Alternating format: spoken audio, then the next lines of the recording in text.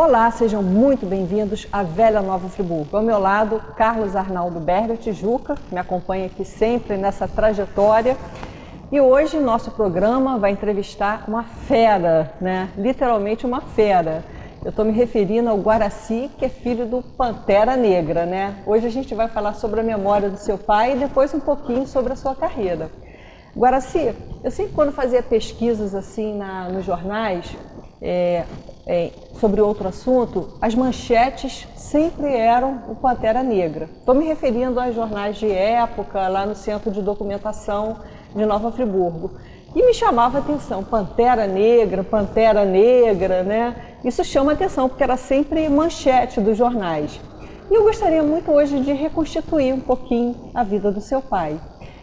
O seu pai nasceu em Friburgo, como é que foi a vida dele? Bom, o papai, a família dele, ele nasceu em Bom Jardim, com 5 anos, ele veio morar em Nova Friburgo, né? Aí depois morou no Morro Santa Terezinha. Que ano ele nasceu? Aí depois foi crescendo assim. Então depois, aí chega aqui em Nova Friburgo, né? O pugilismo, né? Já na época do Diegues e o Tufizied, até o Valdemar Moraes, eles já eram pugilistas. Aí o papai depois já assistiu algumas lutas assim, lá no campo do antigo, no Suspiro, campo do antigo Fluminense ali, né? Que era o campo hoje é friburguense, né? No Suspiro.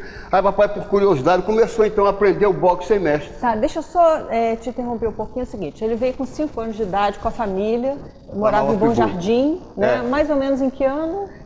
Foi 1900, aí estava com 5 anos, 1912 mais ou menos. 1912, início do 1907 que ele nasceu. Em 7, tá. Então por aí, 1912 ele veio para Friburgo com a família toda.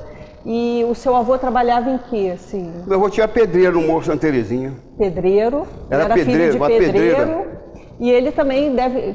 Qual atividade quando ele começou a trabalhar antes do pugilismo? Papai? É. Ele era ferreiro. Ferreiro, tá certo. Hoje está até extinta a ferraria, né? Papai trabalhou nas oficinas Bisotto, ali na rua Fernando Bisotto. O Fernando Bisotto, que tinha dono daquela a fábrica ali, né? Ele era patrão do papai. Aí a sua família morou em que bairro? Que Olaria?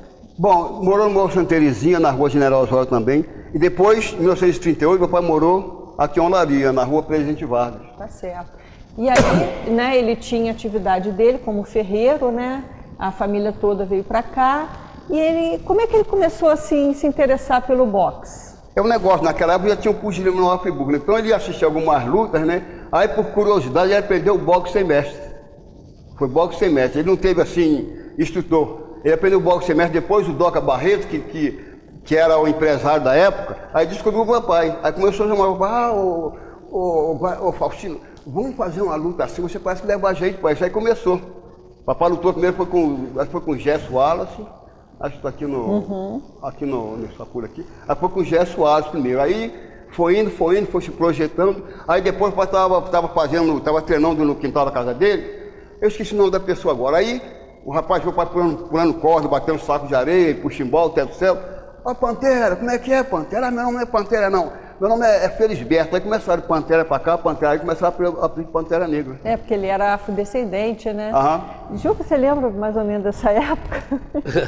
Também eu lembro sim, eu conheci o Pantera. Você conheceu ele? Conheci o Pantera Negra, o nome dele era Felisberto Faustino Júnior, é isso? E, Janaína, o Pantera Negra, agora sim, muito prazer de poder estar aqui entrevistando você. Eu que te conheci também ainda garoto aqui na Olaria. Mas o Pantera Negra, ele era, como o Guaraci está falando, ferreiro. Ferreiro é o que prepara as ferramentas para o serralheiro de hoje. É a pessoa que fazia tipo talhadeiras, essas coisas assim, né, Guaraci? E ele trabalhou, conforme ele está falando, numa pedreira que tinha na rua Santo Inácio, que era da família Spinelli. Tem até hoje esse espaço, existe até hoje. Ali a gente subiu na rua Santo Inácio, lá em cima tem, né? Pois não, Guaraci? É uma das transversais da General Osório. Aí tem a pedreira do Spinelli. Provavelmente o trabalho em pedreira faz com que você se desenvolva suas atividades. Depois, ele foi ferreiro. O ferreiro trabalhava também no tipo de um trabalho difícil, que era de preparar esse material. E era uma outra empresa grande. Aí como é importante, Janaína, a presença da colônia italiana em Friburgo. Nós estávamos falando aí da Serraria Spinelli, da oficina do Spinelli, pedreira do Spinelli. Os Bisottos também tinham as oficinas de carpintaria, serralheria, tudo isso tinha na família Bisotto. Então, provavelmente, o nosso querido Felisberto Faustino Júnior, o Pantera Negra, ele cresceu e ao lado ali próximo, interessante, que um outro campeão brasileiro, o Guaraci, morava numa outra rua da Santo Inácio, que era o Cláudio Novelli. Justamente, Cláudio Novelli foi um dos maiores, assim como seu pai, ele foi um dos maiores pugilistas de Friburgo, Cláudio Novelli. E o seu Pantera, ele depois, eu já era jogador de futebol do Friburgo e também era coordenador do Colégio Nossa Senhora das Graças, e o Pantera Negra era massagista do Serrano e também da seleção de futebol de Friburgo. E do Esperança também. Do Esperança também, né? Então, quer dizer, ele era uma figura muito querida em Olaria, né? Ele está falando aí, ele morou lá na General Osório, naquela região, e depois eles mudaram para Presidente Vargas, para aqueles que são de Friburgo hoje, moram em Olaria.